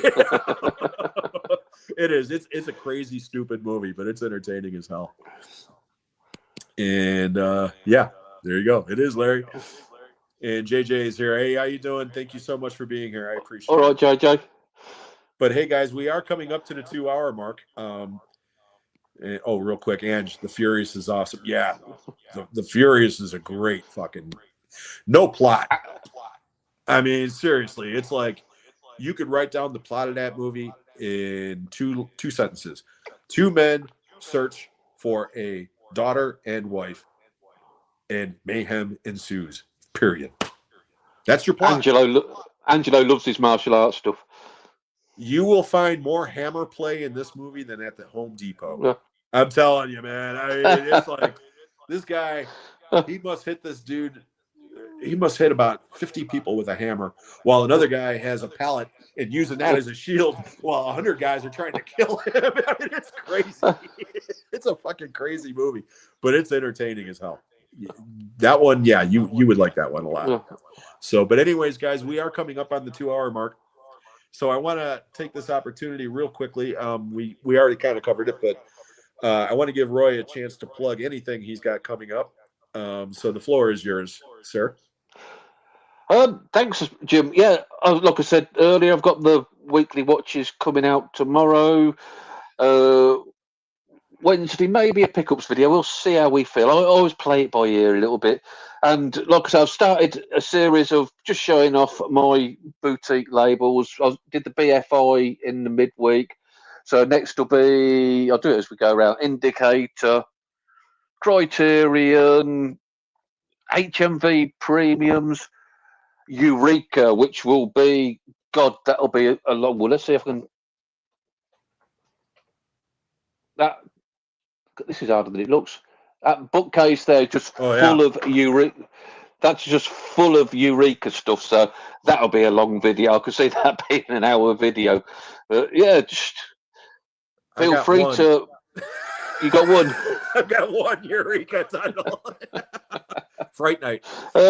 Yeah, Phil, I'll try having a bit of a laugh and just keep it light-hearted. I might call a film Shit That You Love, and I might love a film that you call shit and vice versa. But it's all a laugh. It's all part of the fun, isn't it? You know, we don't take offence. We're just here for a good time, not a long time, as they say. Yeah. No, when I like sometimes I'll say, somebody will like a movie like The Medusa Touch, okay? And I'll say, no, that movie's a piece of shit, okay? Now, I'm not picking on the person for liking it. I'm picking on the movie, So it's like, if you like it, hey, great. That's awesome. I wish I did, but unfortunately I did not. So that's on me. That's not on you, so unless they're talking about Jason Goes to Hell. That movie's a fucking abomination. I wouldn't know. See, all you people thought I was going to say Dirty Dancing, but no. Aha. That is an abomination. Yes, it is. Yeah, Kenny posted on his Instagram page like 2 days ago. Today is the anniversary of Dirty Dancing, 37 years ago, whatever, blah, blah, blah. It was 39 years ago or whatever, and I was like, 39 years ago, this abomination was let loose on the world, and the world has never recovered. Fuck that movie. But real quick, before we wrap it up for the day, guys, I do just want to real quickly, once again, say that Tuesday night, the 25th, on Sean's channel at Movie Assault, or the Talking Movies with Sean, Kenny, and Jim channel, which is at Talking Movies 2024, will be the next episode of Talking Movies with Sean, Kenny, and Jim. Or Spotify. Or Spotify the next day. And our very special guest will be Corey the Rat Bastard from Wilkie's Movies and Music. And when I say rat bastard, that is truly a term of endearment. Corey's one of the nicest guys on YouTube. He is. He's one of the nicest guys on YouTube. I just called him that from the chat on one of his live shows, and it just took off. And pretty soon, he wears that shit like he made an AI song and sent it to me on Instagram. And the name of the song was "Thank You, Jim. I am the rat bastard." And I listened to this song and I was crying with laughter. It was hilarious. So yeah, Corey's a great guy, and that's going to be a lot of fun. We're going to be talking about our drive-in memories, and once again, that will be on Tuesday night at 7 p.m. Eastern Time. And 2 weeks from tonight, on the next episode of Shooting the Shit with Jim, my very special guest will be Ollie from Ollie Loves Films. That will be on the 5th at 1 p.m. Central Time. And on the 19th of September will be episode 32. And the special guest will be Anthony from Anthony's Horror and More. And I'll be leaving the links ver nauseum all over the place like I always do because I'm a whore and I love to self-advertise. my phone has been pinging every half hour this week.